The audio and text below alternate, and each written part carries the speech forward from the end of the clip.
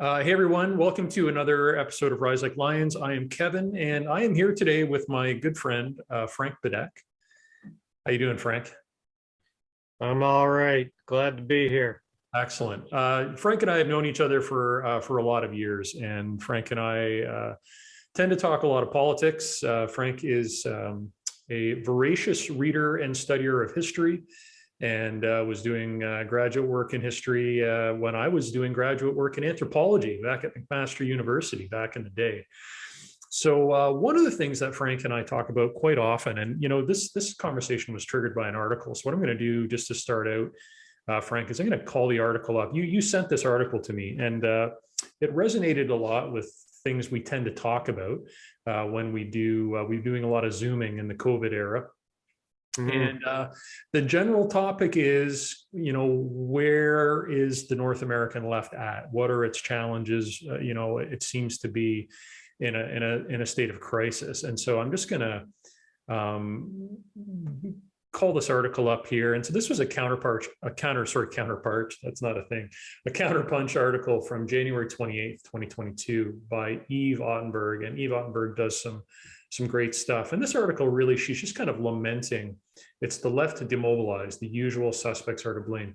So she's kind of lamenting what happened, where there was once more a big run with the Sanders campaign, for the nomination in 2020.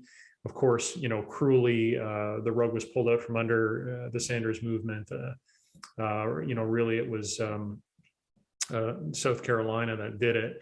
Where Biden was able to eventually go on, secure the nomination.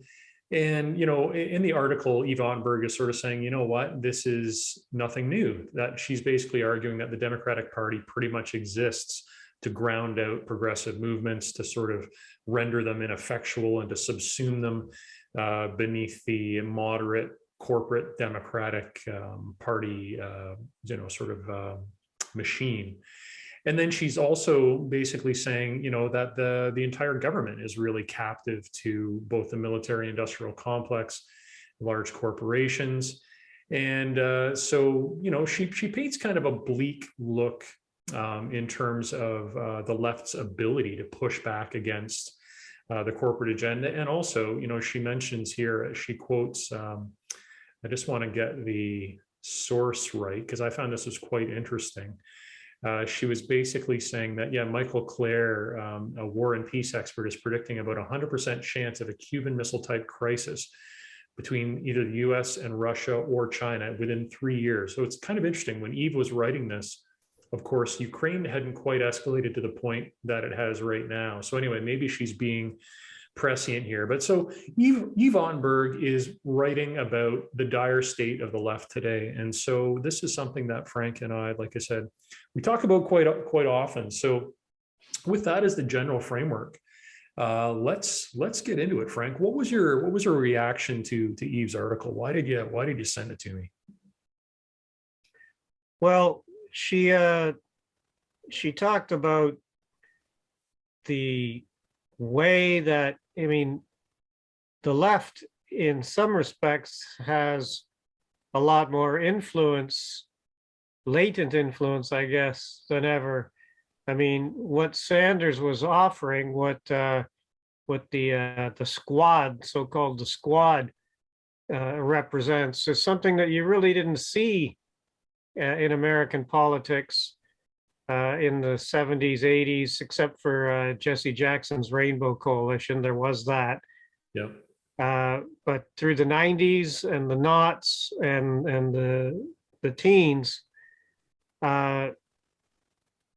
Jesse Jackson's Rainbow Coalition was decades in the past, and it's come up again with more of an urgency. And I think Bernie Sanders got a lot farther in the polls and politically than any other representative of left-wing values. And again, it's been a thing that they've said for a long time. The Democratic Party is the graveyard of social movements. It's where they go to die. And as the author of that piece said, it's that's what it's existed. That's what it's made for. Mhm. And you look and you see, so, and then she talks about other left-wing movements, Corbyn in the UK, Yeah. and in Greece, the People's Movement, and I believe it's called Podemos in Spain, she mentions. And then there was the left movement in Germany that's kind of now struggling on life support. And I said it to you because we've been talking about these sorts of subjects for a while, Yeah. and the hour is getting late, which is something else I mentioned before. We no longer have time for a long game Yeah. with climate change and increasing. I mean, you remember reading Michael Hudson's book "Killing the Host" Yes. about the finance sector.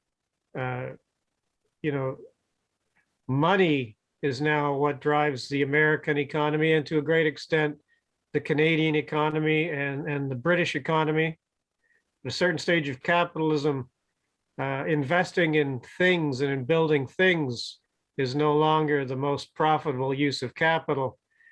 It's financial manipulation, Yeah.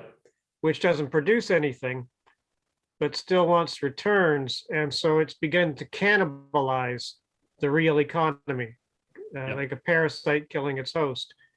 So we're in a very dire situation, and we don't have a lot of time.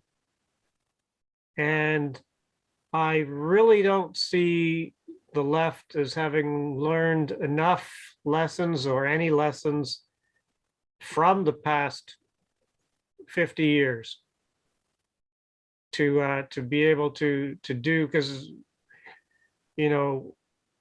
global warming is real. And for Mm. the most part, it's been the pinkos, the environmentalists, the left that has been sounding the alarm. And For it has sure. been the extreme right, the same people who deny the COVID pandemic, the same people who will need to be airlifted from Alberta or Saskatchewan to an Ontario hospital because they've got necrotic pneumonia eating their lungs from COVID. And they still don't understand why people want them to wear a mask or get a vaccine when their own healthcare system was crumbling, and they're still denying it. Those are the right wing that continue to deny global warming. Yeah. Okay. So let me just stop you there, man, because I think you laid the case out there. So, I just want to unpack things a little bit. So, you're right. When it comes to the ecological crisis, when it comes to climate change, it has been the left that has been the source of most of the activism and most of the scholarship and most of the pressure, right, to actually address these things like they're real things. And I agree with you, obviously, 100%. These are real things that we have to contend with. So I hear you. So as the fate of the left goes, so to a certain extent, you could argue, goes the fate of the planet, right? Their ability to mainstream these ideas. So I'm in agreement with you on that. What I want to unpack a little bit, though, Frank, is that when we talk about the left, and I think maybe we've already established this, but I just want to be clear about this, because you mentioned a number of countries, and really we're talking about kind of North America and kind of Western European kind of countries. And I'm sure we could expand that a little bit too. I mean, we could look at India, we could look at Russia, we could look at things that are going on there. But also, and I just want us to, we can park this maybe for now, but there are parts of the world in which the left has been recently scoring some victories, right? And has been in ways resurgent. So I think that's kind of an interesting thing for us to think about, because I'm with you, man, in the sense that on a North American, even if we think about, because we're in Canada, right? So we're in North America. Even if we think about the context here, it can seem pretty bleak right now, right? In the sense that, while maybe some of the ideas around climate change are mainstream now, you know what I mean? I think that's pretty important. The fact that people realize it's a thing, they realize we need to act. But I think where the rubber hits the road and where we're maybe going to get into this is, how do you translate that popular sentiment into actual political change? To do that, you need a movement, right? You need political power. Yeah. So where's the left falling down in terms of building that movement and that political power to actually get these ideas acted on? Well, for one, there is a, a tribalism among some. I mean, in the same way that people who you could read their articles during the Bush era or the Trump era or the Stephen Harper era, and you could go, I like their analysis. I like the way they criticize these monsters. But then you get a liberal in Canada or a Democrat in the United States, and all of a sudden these people become nothing but apologists, and they just reject any criticism. Their idea is that we're the best you can get, and if that's not enough for you, too bad. But the problem is, you know, the liberals failing to meet their carbon emissions cuts year in, year out, Yeah. means that it's not enough to say we're not as bad, but there's a segment of, I will say, I'll call them progressives, since they might not themselves identify as leftists. Yeah. There seems to be a failure to articulate a realistic strategy of scaling down the carbon economy.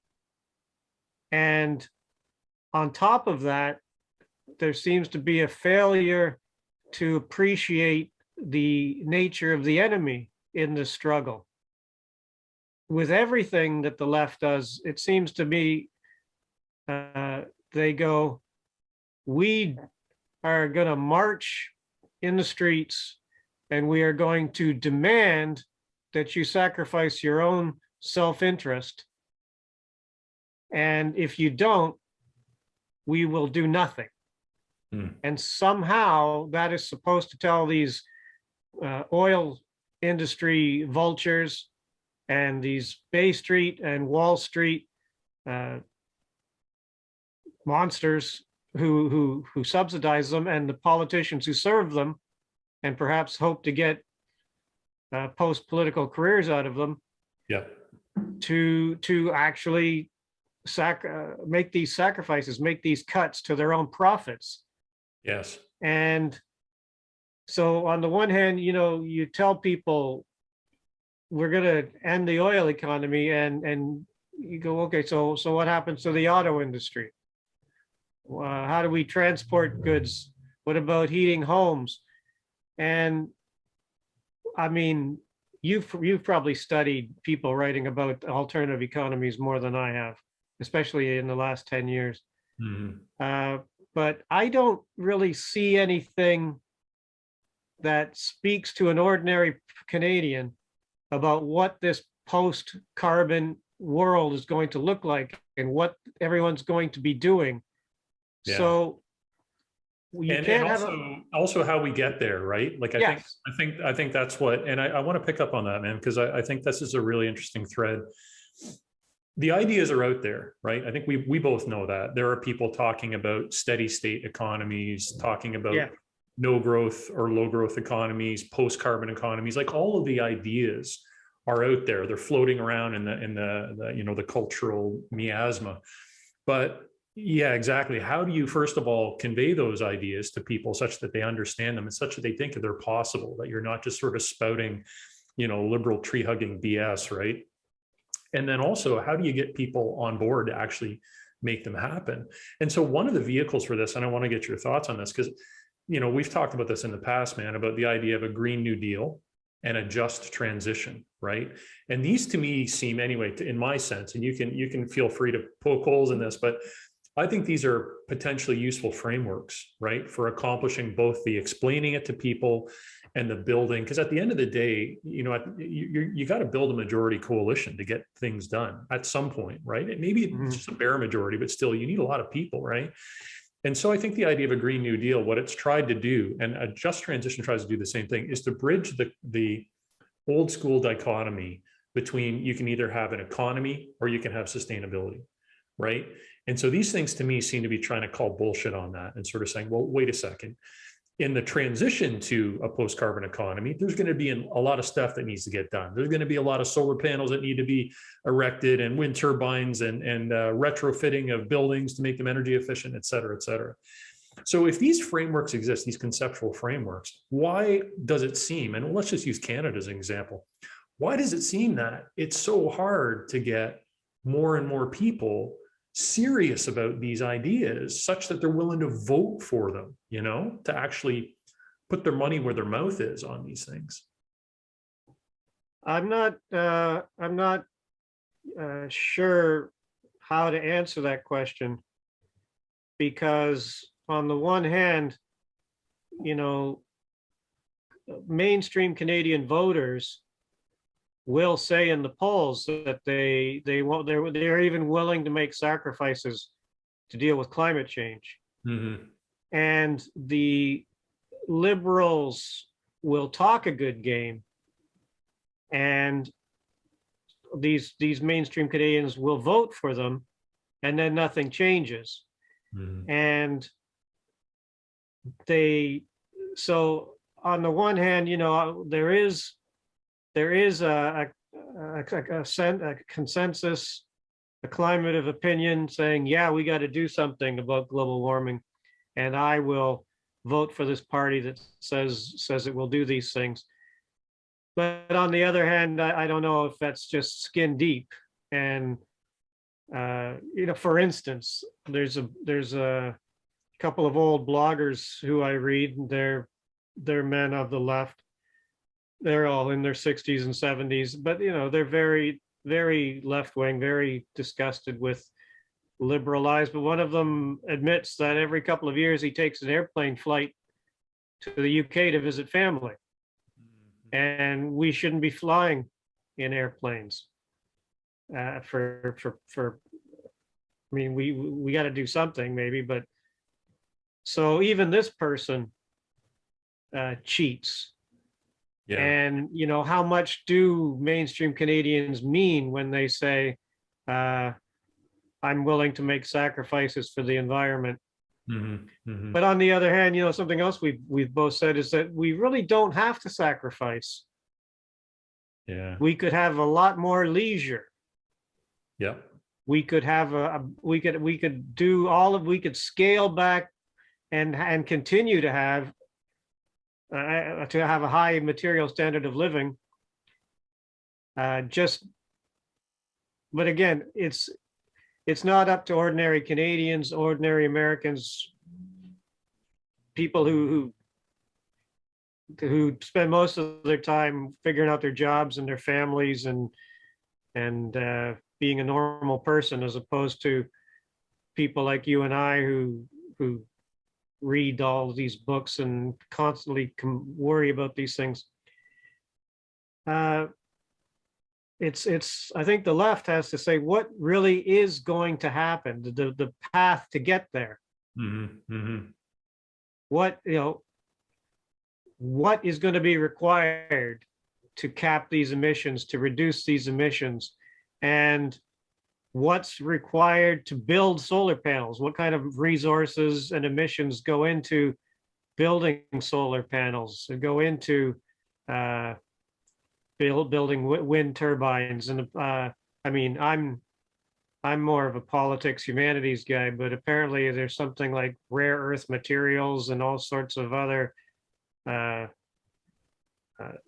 environmentally destructive things that are going to go into building renewable energy network. Yeah. But at the same time, if we scale back, we seem to be spending a lot of time driving ourselves crazy, building junk that people don't need, buying garbage that we don't need, throwing it away in mountains of landfills and oceans of plastic waste. Yeah. And the thing is, the Green New Deal, to an extent, was one way forward.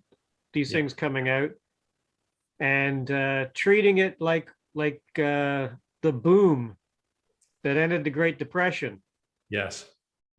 World War II. Oh, we don't have the money to provide work for the unemployed, or to provide a subsistence income for families. We just not there. All of a sudden, war is declared, and there's billions to be found where Yeah. there were none before. And that's the what is it, modern monetary theory, Mm-hmm. which is that governments find the money, they just make the money, Yeah. and so And part of the way they do that too, Frank, I'm glad you mentioned that, because historically speaking, you're right. Governments can find the money, but we also know in those periods, partly how they leveraged that and found that money was tax rates on the richest people were orders right, of magnitude higher than they are now. Tax rates on corporations, again, orders of magnitude higher than they are now, double what they are today, right? Back in the late 1940s, actually even mid 1940s. So yeah, I mean, this is where, again, I think that we've talked about this, and I think it becomes inescapable that you can't talk about climate change and sustainability without talking about capitalism, because really at the end of the day, there has to be a redistribution of resources and wealth simply in order to affect these transitions, first of all. But second of all, you're right. It's constant growth consumer economies that really are at the root of all this. If you think about where do emissions come from, right? They're not coming from, this is where, again, maybe I would argue a little bit. I'm not sure if your friend, every couple of years is flying to visit his family in Britain. I think you'd agree. That's not necessarily, the driving heart of the crisis.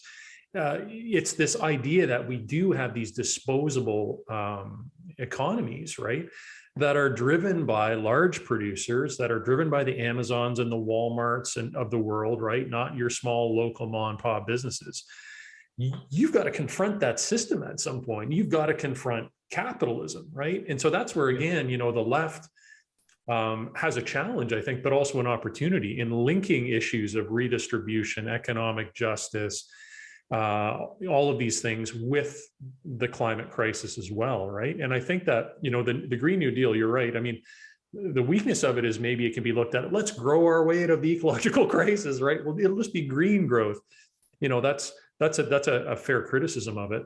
But the flip side of it is that if we want any possibility of degrowth, how do you do that outside of a socialist framework? I don't know. I'm asking. I haven't been able to figure out how you do something like degrowth outside either that, or it looks like Mad Max. It looks like civilization collapse, right? well, I've always thought that you have to speak to people in the language that they're accustomed to, and to use the values that they've internalized. And in North America, I have always thought that the counterpoint to capitalism has to be democracy. Yeah. Because capitalism is not democratic. No. And at a very low level of its development, capitalism, and increasingly afterwards, capitalism is an enemy of democracy. Definitely. But the problem in North America, and it's something, even when we try, people like you and me can't appreciate it, is the level of antipathy towards words like socialism. Yes. And words like phrases like abolish capitalism. Yep.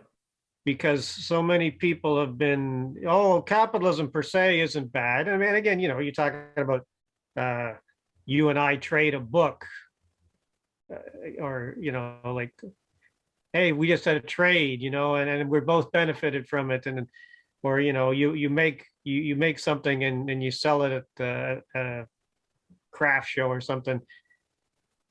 But that's not really the issue. The issue is when people have nothing, or they have capital, and capital you have to rent yourself out to them, and they control the They control the economy, they control the means of production and everything.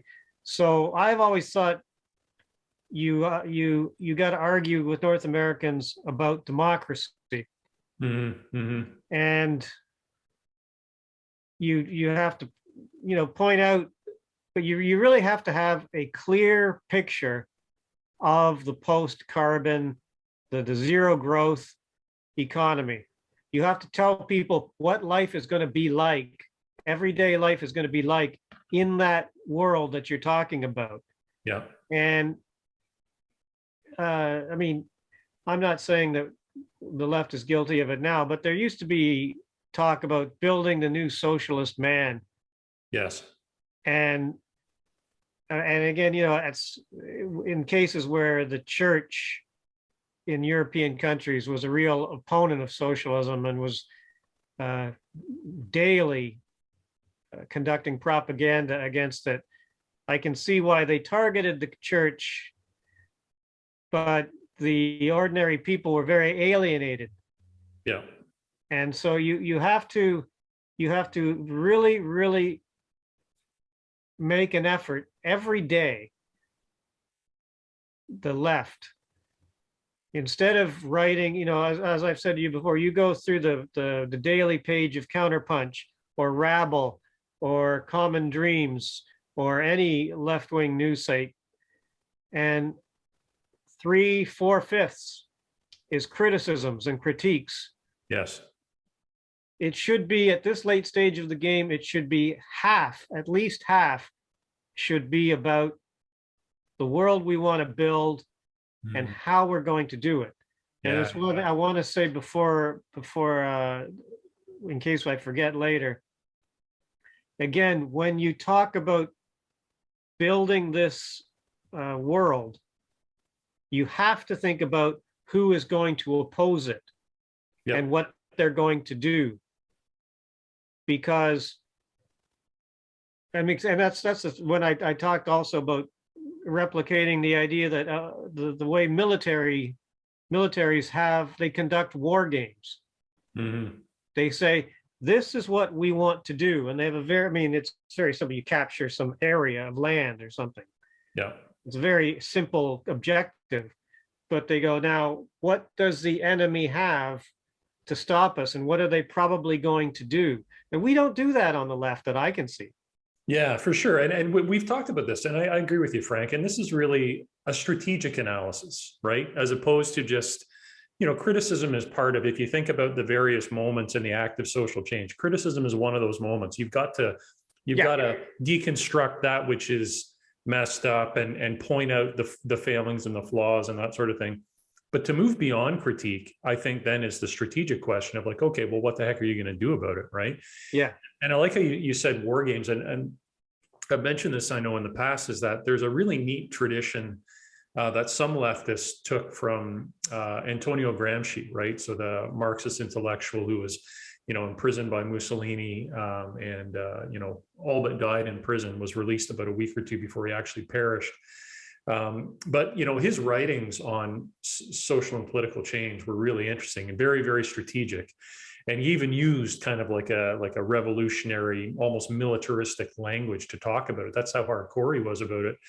And there's a tradition that came from that. That's mostly sort of like a Latin American. There's a bit of sort of, I think, Italian writers who talk about this as well. They talk about sort of naming the moment. And really, it's a hardcore strategic analysis of kind of what you said.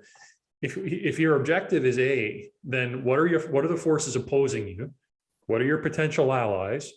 What are the levers of power, right? Like literally breaking it down on that level.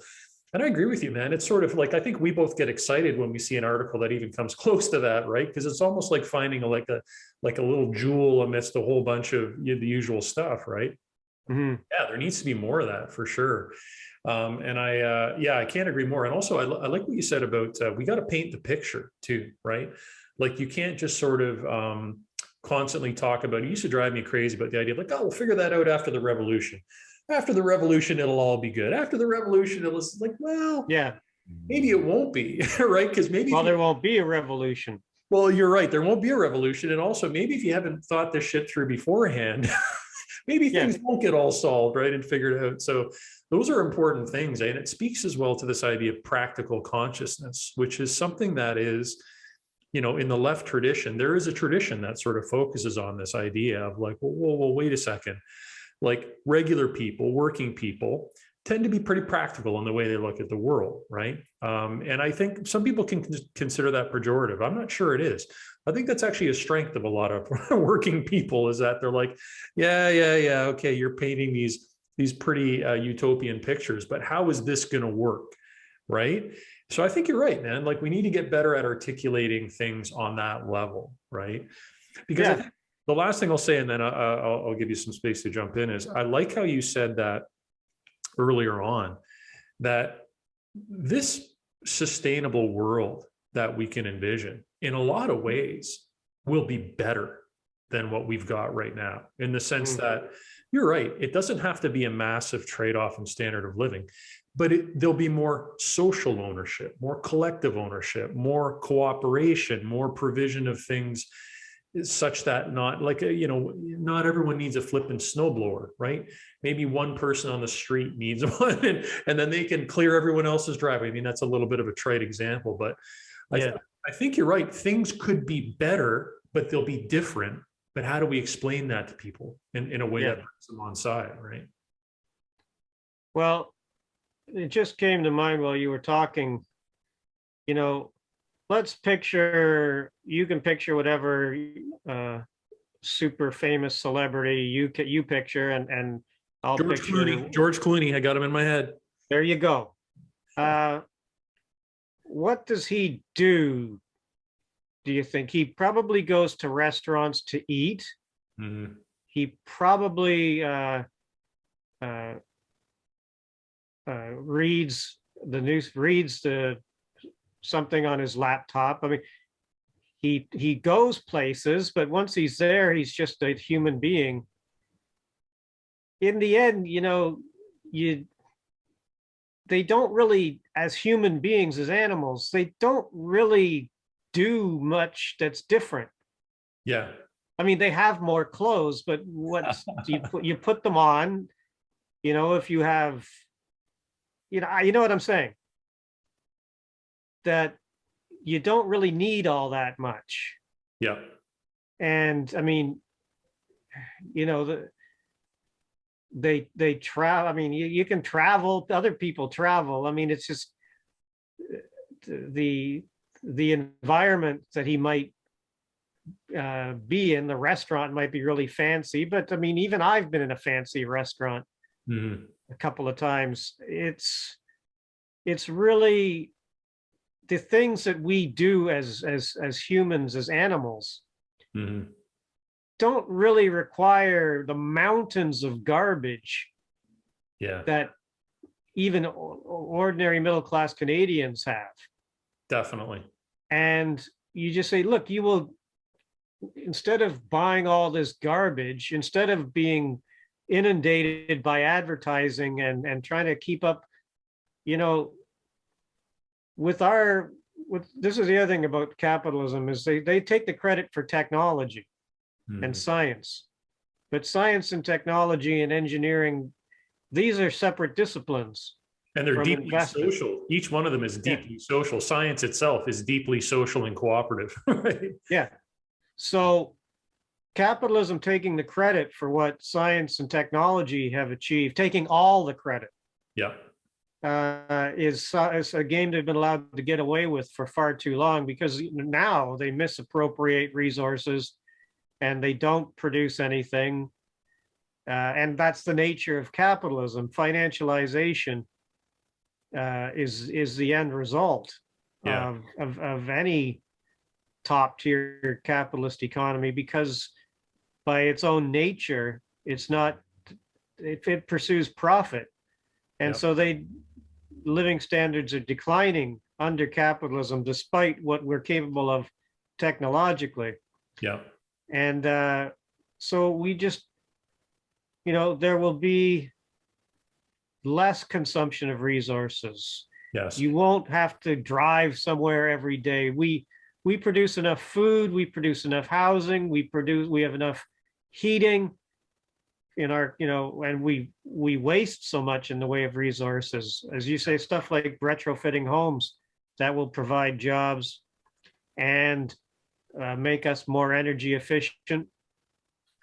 But whatever it is, we have to have, and we have to have it quickly now, because they talk about we have 5 years to turn these around, or the what do you call it? The things that are going to make global warming just balloon no matter what you try to do. Runaway climate change, right? Yeah, I mean, I used to talk about in the 90s about democratizing workplaces.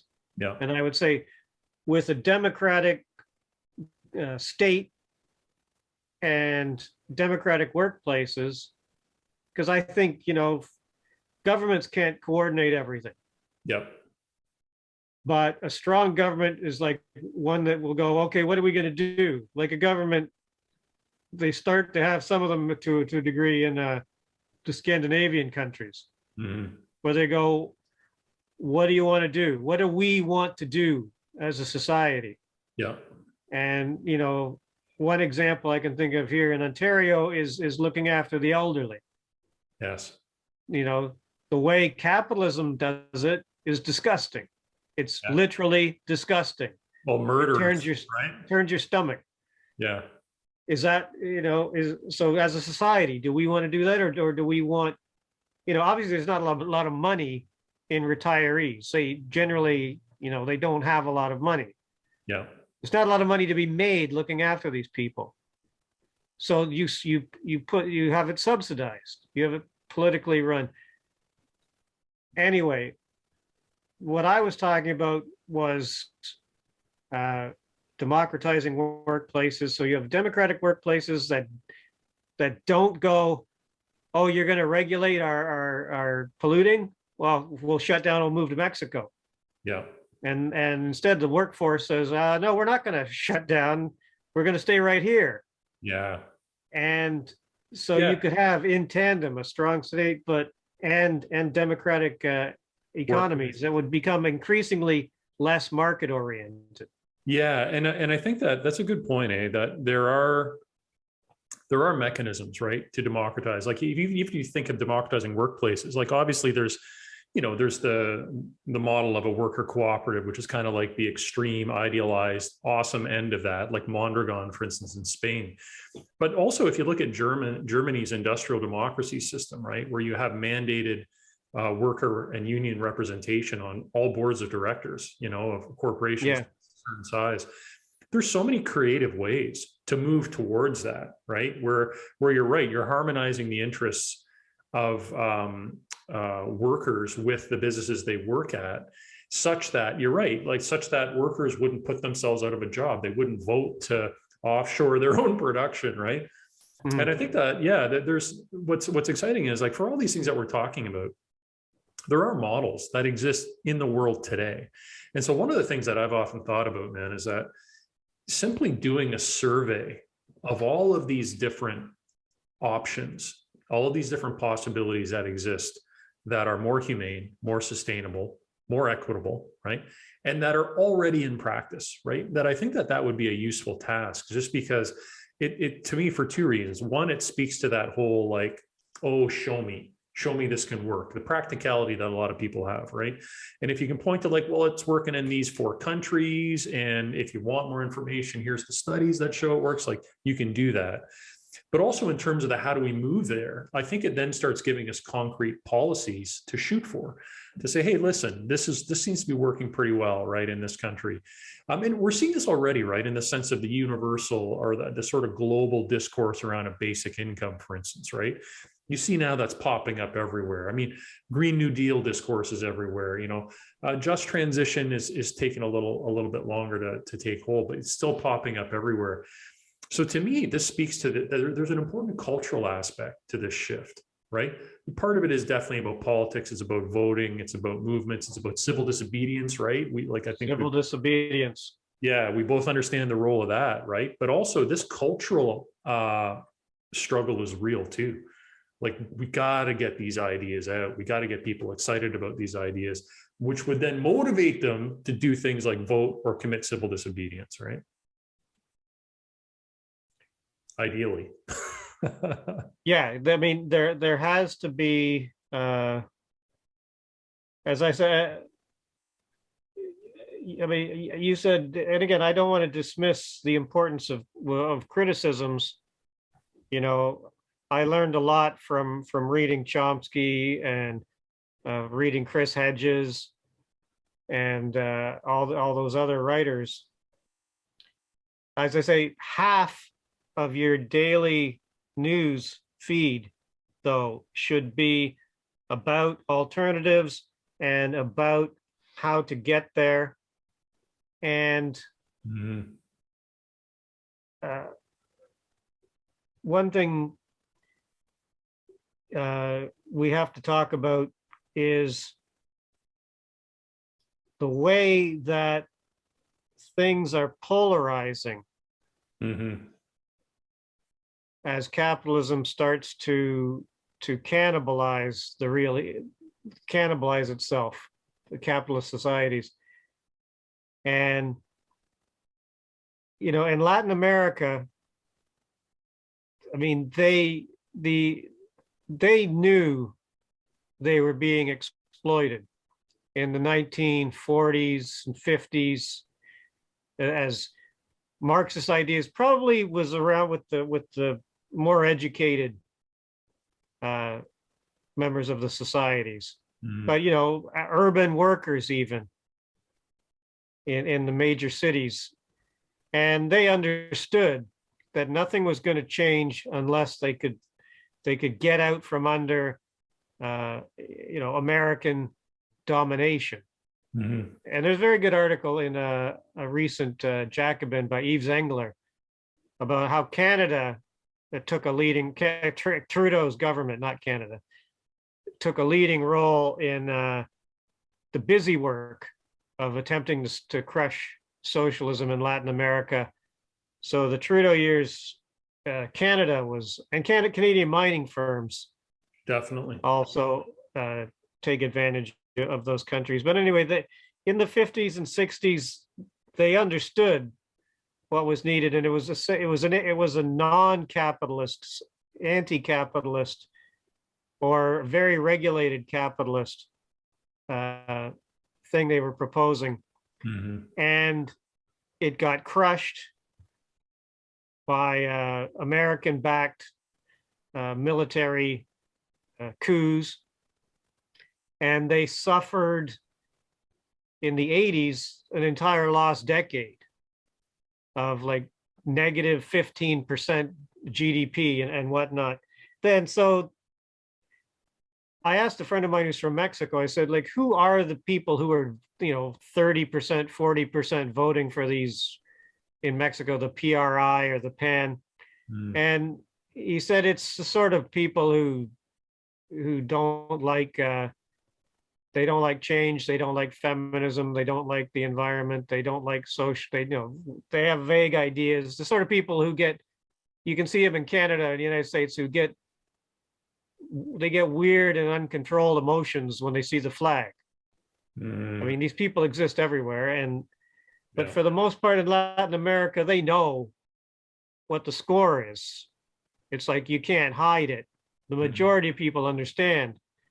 And so you have, and it has to be kept down generally with brute force. And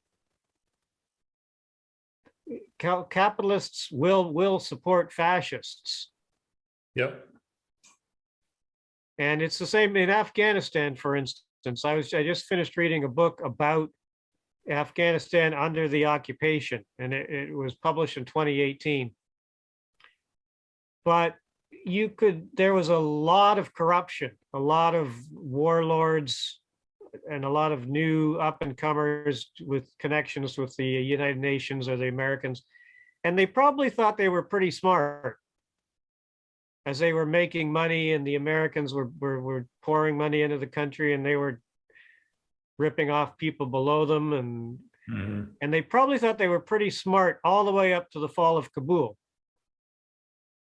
And then now it's all over. The gravy train's over. I mean, and sure, a lot of them are rich anyway. They put their money in Abu Dhabi or whatever. But some of those people, some of those smart guys who knew how to play the game, are now up a creek. And it's the same thing happens to capitalists, and they don't understand it. The same reason why the oil industry goes, oh yeah, global warming's real, so how do we hide it? Yeah. The same reason the pesticide industry says, yeah, glyphosates are killing all the insect pollinators and probably going to, the ecosystem, the plant life, the crops are going to collapse. But we're making money now. Yep. Yep. And all of these and the pharmaceutical companies, sure, if we allow COVID to rage in the less developed countries, mutations could arise and no vaccine can control. But we're willing to take that risk because of short-term profits. These people are psychopaths. Yeah. And so at the same way they do that, they will also go, yeah, these people are fascist nut bars that I wouldn't want to be associated with them, but they're going to keep the socialists down. Yeah. Yeah. The center cannot hold. And yeah. so I think the point you're making is a good one, right? And we've seen this. We've seen this in the States, that as the heat gets turned up, polarization increases. And also, whether you would call it radicalization or whatever sort of thing, also intensifies too, right? You start to see people get more and more anxious, angry, and especially if they don't really have an analysis, and I think I would say, and I'm going to sound like one of those goddamn know-it-all leftists who's like, an analysis based in reality or truth or whatever. I'm going to go there, right? Because, maybe people have some sort of idea. For instance, they have an analysis that the world is run by a liberal elite of satanic pedophiles that are secretly lizard people and what. Yeah, that's an analysis, right? But it's a batshit crazy one, right? So unless they have an analysis grounded in reality, things get really confusing and things get really scary, right? And I think that a lot of people, when they stew in that long enough, then they do fall victim to sort of polarizing political movements, radicalized political movements, that sort of radicalized in a bad way, right? In the sense that, like you said, they're neo-fascist or whatever. And I think that is an important thing to realize about this moment too. And I think that just as the heat's getting turned up, literally in terms of global warming, it's also getting turned up in terms of political tension, right? Social upheaval. Yeah. Inequality is part of that too, right? And so, yeah, for those two reasons, right, I really think that we're in that particular moment right now. I'm sure they've said this at other times in the past. We know they have, right? Because we've done the reading. You probably know more about this than me, the historian. At other times too, there's been those critical junctures. Weimar era Germany was one of those critical junctures, right? Where right. all these social stresses are boiling. So I think it really is important. I guess at the end of the day, what I want to sort of wrap around here is that these conversations about a left movement, an environmental movement, a movement for human survival, right? At the end of the day, and I like it how Chomsky keeps saying that these days. He's like, literally, it's like you want to survive, right? It's good that he's arrived at that. We do have to be talking about this right now. We really do, and we've got to keep revisiting this question of, okay, let's put aside the politics of purity. Let's put aside the idea that you have to say all the right words all the time. And if you don't, then we're gonna shun you and isolate you. We've got to move away from that, and we got to think really hard about how do we build a majority coalition around survival, around basic humanity, basic decency, right? And I think that these things are possible, man. Well, we sometimes disagree on this, so I'm going to say this for myself, and you can say what you think. I think they're possible. I think that the majority of people left to their own devices would be like, yeah, okay, let's make sure everyone's got a home. Let's make sure everyone's got some food. Let's make sure my kids have a breathable environment and they're not going to, die from lack of fresh water or whatever. I think most people are down with that. We have to get down with building the movement that's going to actually affect those changes, right? Before it all goes pear-shaped. Yeah.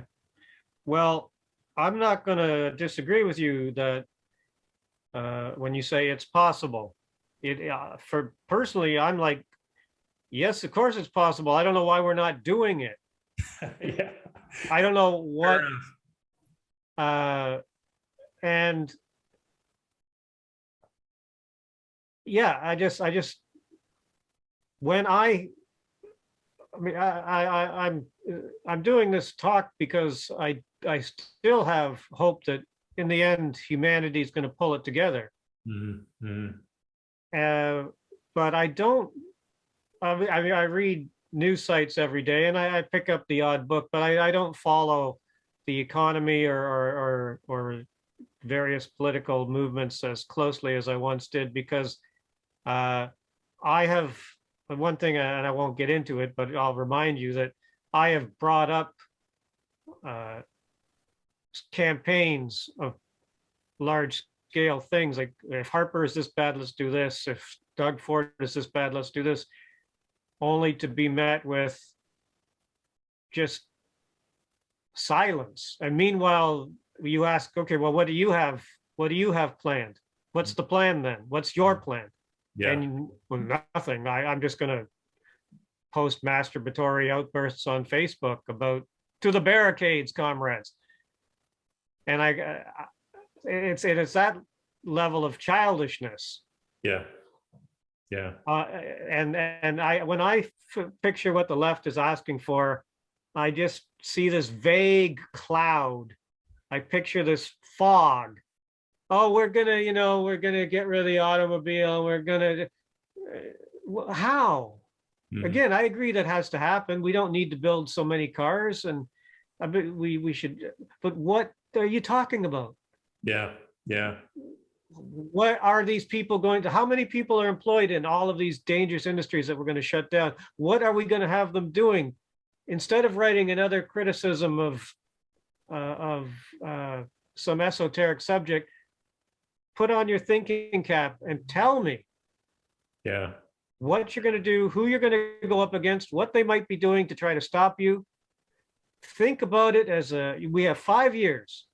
Yeah. We have 5 years and less to really do something to have it already transformed. Yeah. And I Yeah. don't know how long I'm saying it. Maybe we have 4 years. So the left has to come up with a serious plan that takes into account the very real economic and political forces that are going to be arrayed against them, and not be caught with, okay, Biden said if we decouple the two bills that he guarantees it. Oh my God, he didn't do it. I mean, who was surprised by that? Yeah, yeah, exactly. And so I like that, man. And you know what? I think that's maybe a good place to end off on, just in terms of we kind of came full circle, but I think some important points have been made, right? And I think we're in agreement on these, that there needs to be that shift away from criticism. Not to say that don't criticize, that's fine, but away from an over reliance on criticism towards strategy and towards really fleshing out what that alternative world would look like, right? Like in a practical sense. And that, those are projects that need to be pushed forward. And also I think there was some interesting discussion too about there's multiple channels that we have to use, right, to affect change. There's electoral politics, there's civil disobedience, there's also this idea of cultural struggle, right, which is, we have to articulate this alternative vision in a way that connects with people, in a way that doesn't succumb to the polarization, right, and Yeah. the tribalism, right, that you said like that. So I think that's, what I think for a first of what's going to be a couple conversations about this, because I know we have more to say, and we can reflect on certain aspects, maybe dive in a little more depth. But I think that's a really good start, man. And I agree. I think it's something that I know I'm trying to focus on as well, is this whole idea. I mean, I wrote my book in 2017, and it was more about, and I fell prey to the same thing that we're talking about. It was a lot of criticism. It was a lot of analysis of how we're screwed. I had one chapter. Some people just have, Chomsky's famous for this. He'll have one paragraph at the end of his books where he has some sort of vague statement of, well, all this horrible stuff is dependent on whether the global superpower of human opinion will stand up and, some sort of lovely paragraph. And I mean, I love Chomsky, don't get me wrong. I had a chapter, but it still wasn't enough, man. So the book I'm working on now is trying to do what we're talking about. That's why these conversations are helpful for me. Is, yeah, man, how do we explain things? How do we understand them clearly, convey them clearly, and what the hell is our plan, right, moving forward? Yeah, man. Well, you know what? Yeah, I really appreciated the conversation, Frank, and we maybe didn't solve it all, but we got going on, I think, some good ideas and good themes. So till the next conversation, my friend. Okay, thanks. I enjoyed doing this. Take care. Talk again. All righty.